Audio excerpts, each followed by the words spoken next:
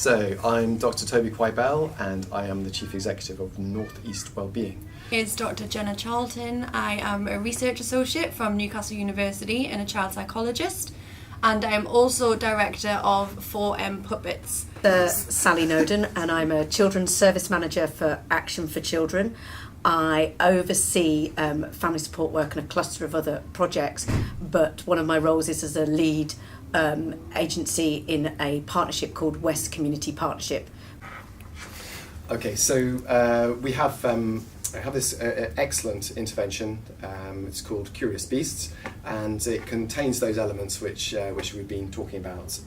And each of those elements in itself has innovative aspects, but putting the four of them together has created a package of care which kind of rarely comes together in these kind of interventions. So we're looking at tackling the problem of child mental health from a number of different perspectives, from the school perspective, from the family perspective, from the child's own emotional development.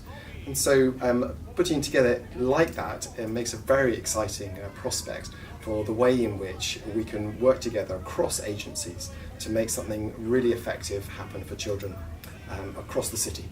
We wanted to create a workshop for children that targeted social emotional well-being in children who lived in deprived areas or may have difficult home circumstances and who may not be expressing mental health difficulties in an outward way but actually internalising them, so those quieter children in the classroom that may go undetected, their mental health difficulties may go undetected.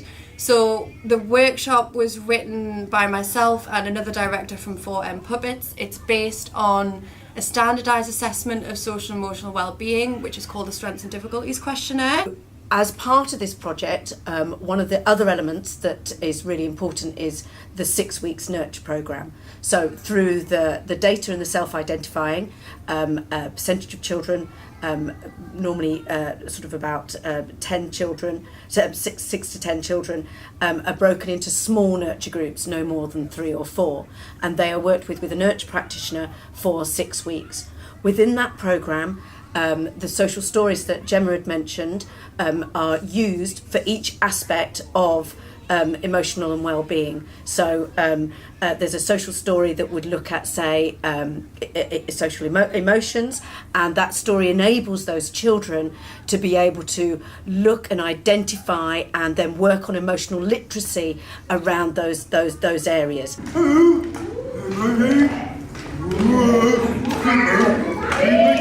Everybody, come out here and see this!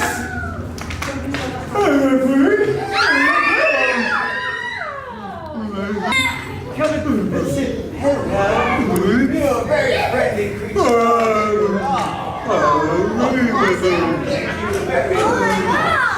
Or would you like a high five? Should we give out some high five?